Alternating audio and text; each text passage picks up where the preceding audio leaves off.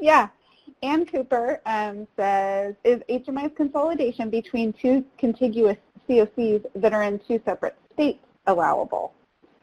So she gives an example there of Bristol, Tennessee, and Bristol, Virginia being in two different states, but they're closer to other COCs, so they might consolidate.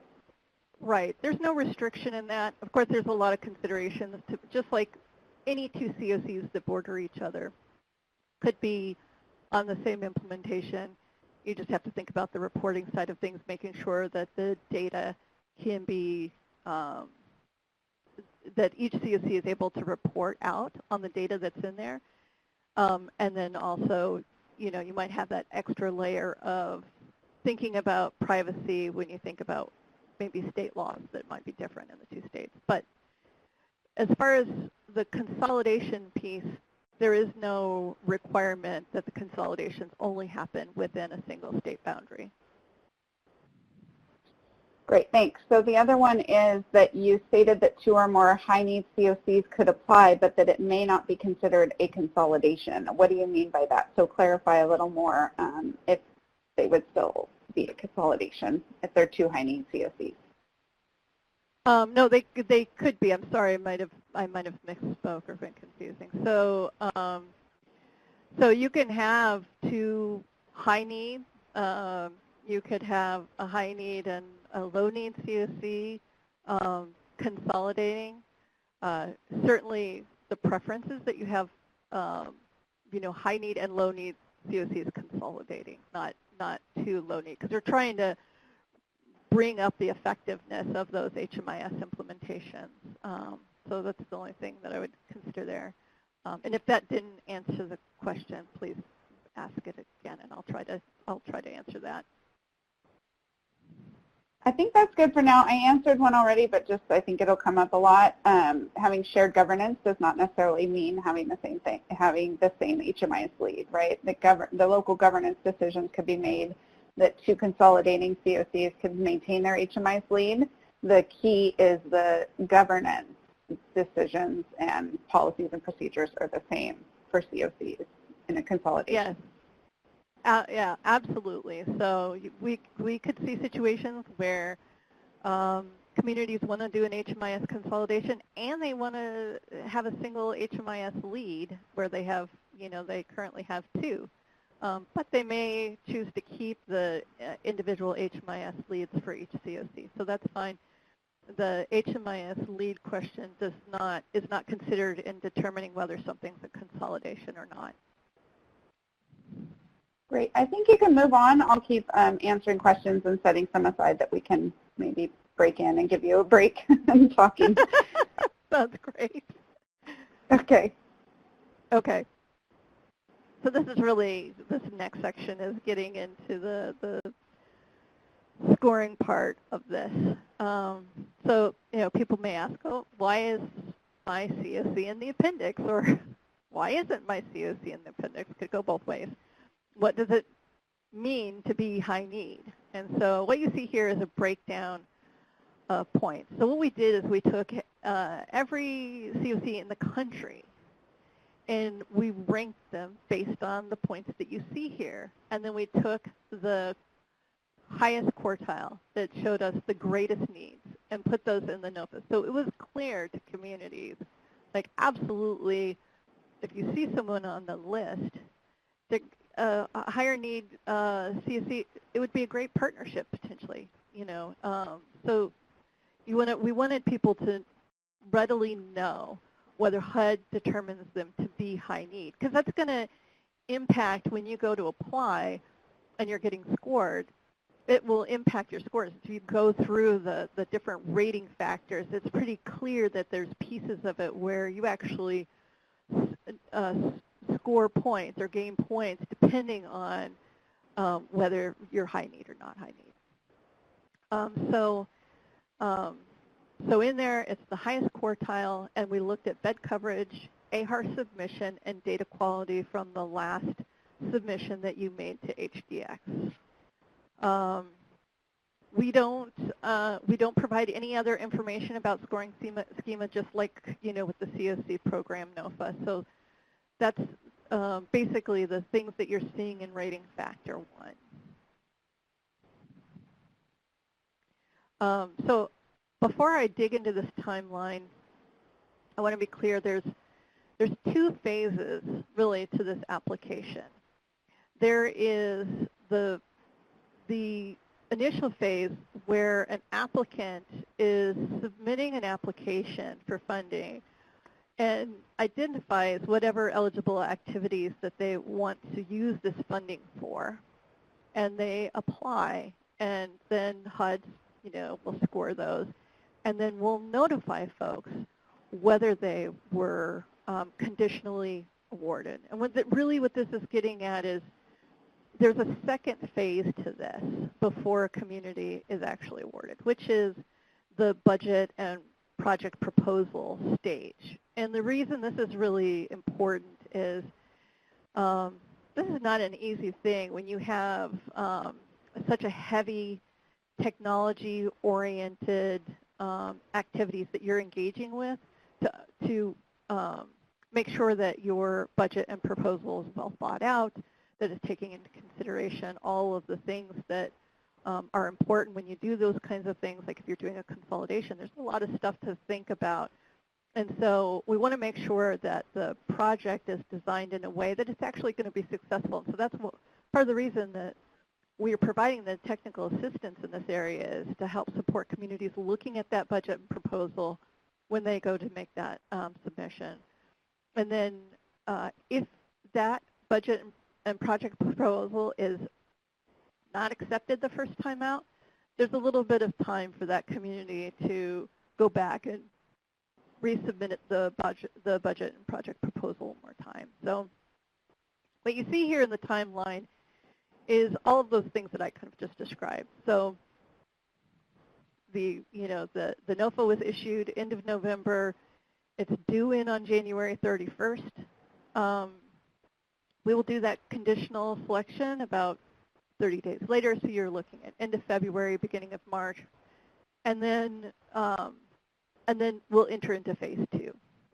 And so communities will have 45 days of the conditional selection to submit the budget and proposal, and then HUD will communicate acceptance or rejection of those within about a month, and then you'll have an additional 50 days if it was rejected to go ahead and resubmit that. And then we hope to start making awards approximately 1 month after that phase 2 final selection.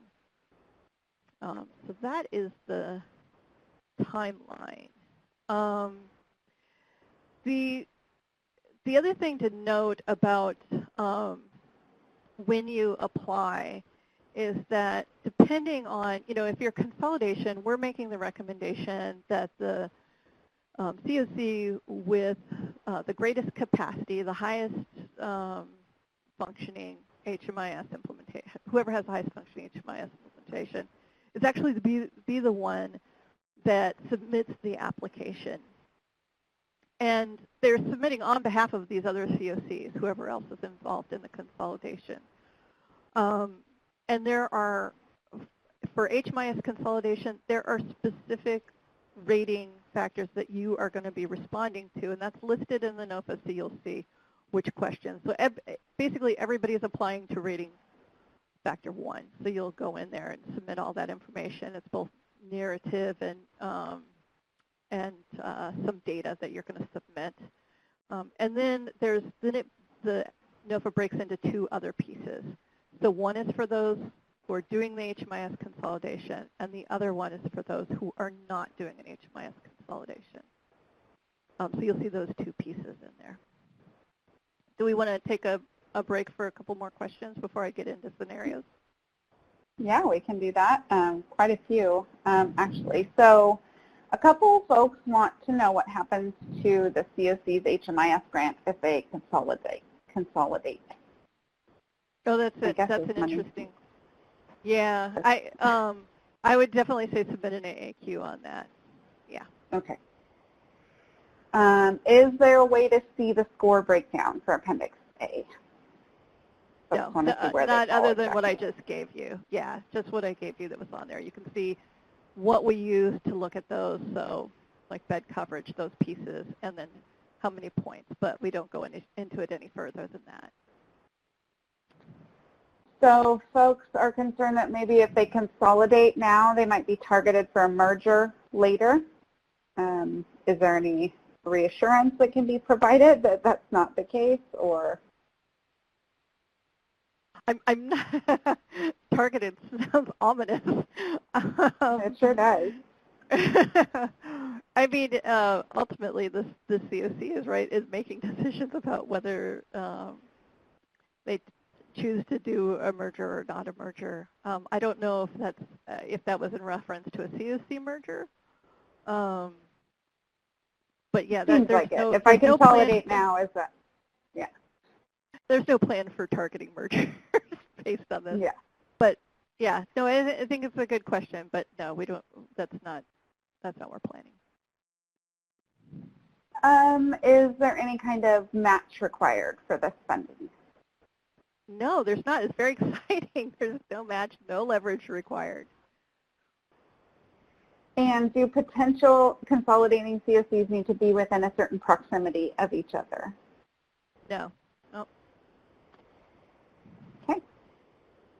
Yeah, you could end up with a state where you have two COCs on either side of the state that decide to do a merger. That's perfectly fine.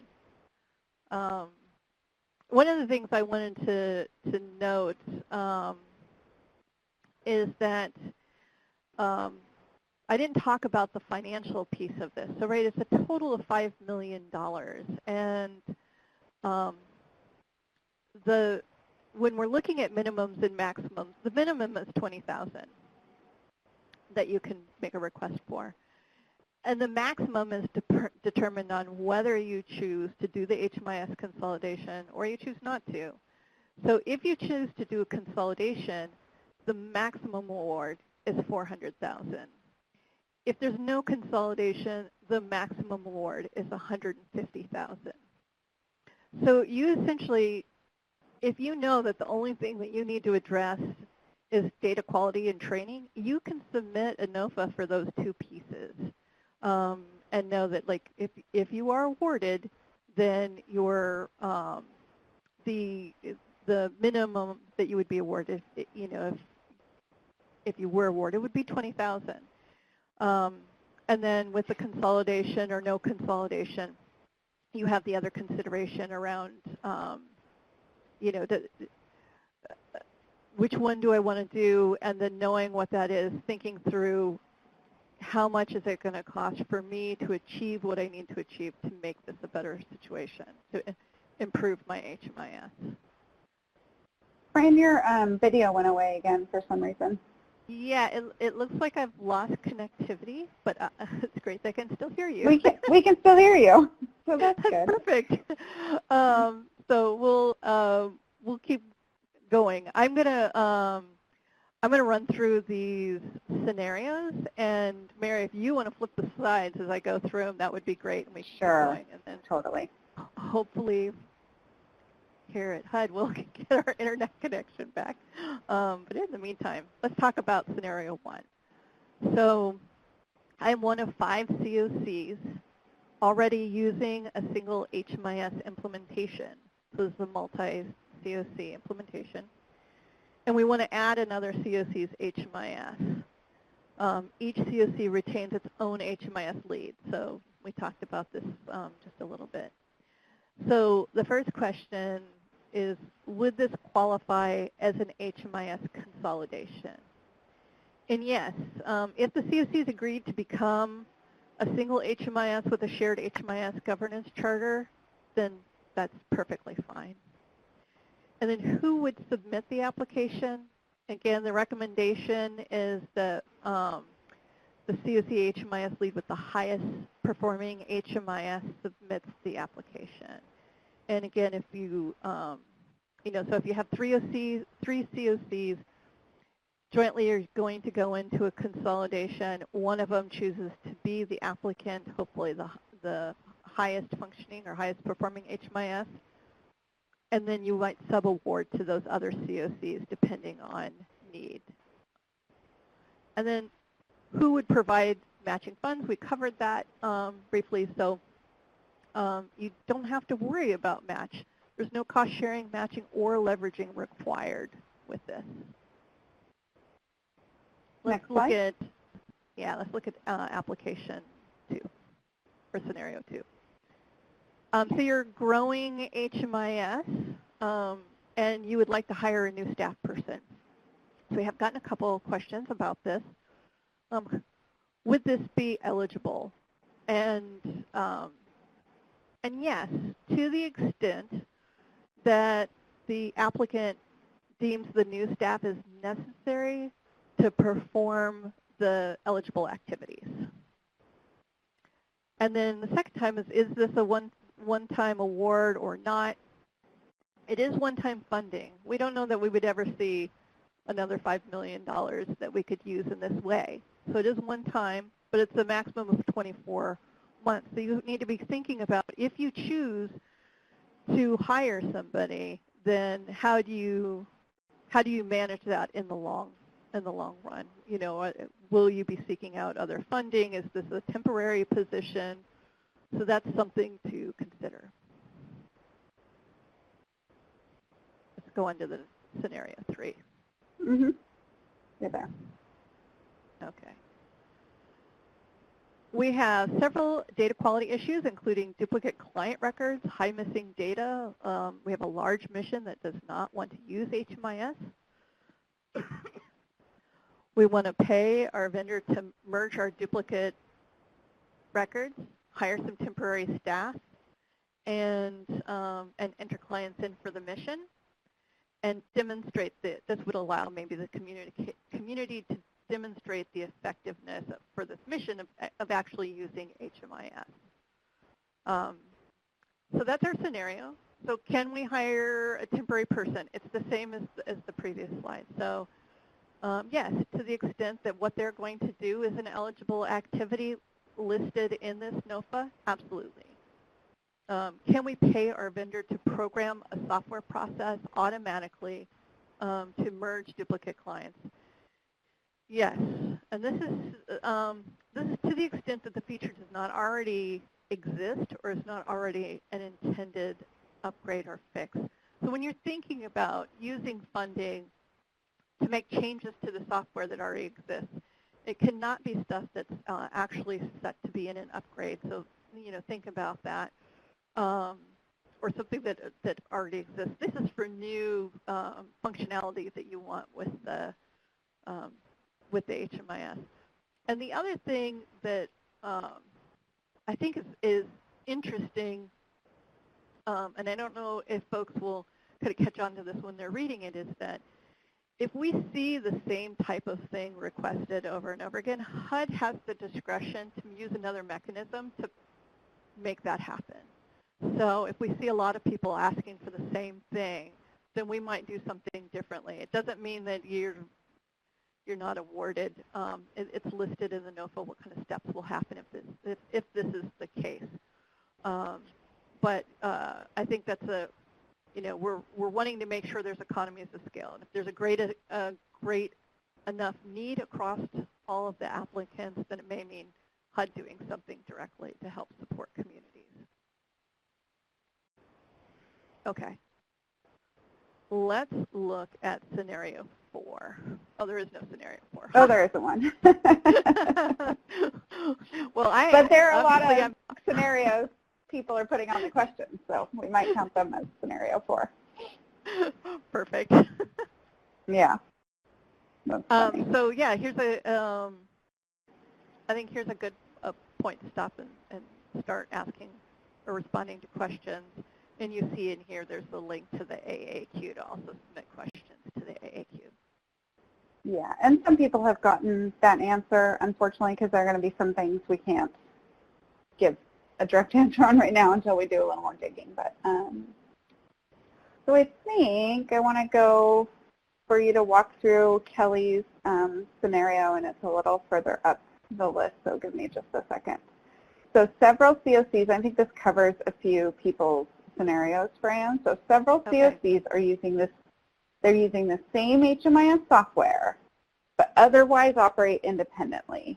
Everybody's on the same software, but there's HMIS leads and and governance charters spread throughout? Could they apply for consolidation, which would then result in one HMIS lead, governance charter, et cetera, even if it doesn't mean different software for anybody? Okay, so I just want to pull this apart a little bit, is that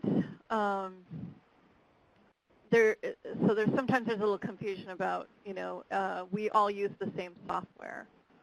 So there's difference between using the same software, like product A, we're all using product A, versus we're all on the same, sometimes it's called instance, or a single implementation. So everybody's using product A, but you're using the same software interface, the same database for your data to go into.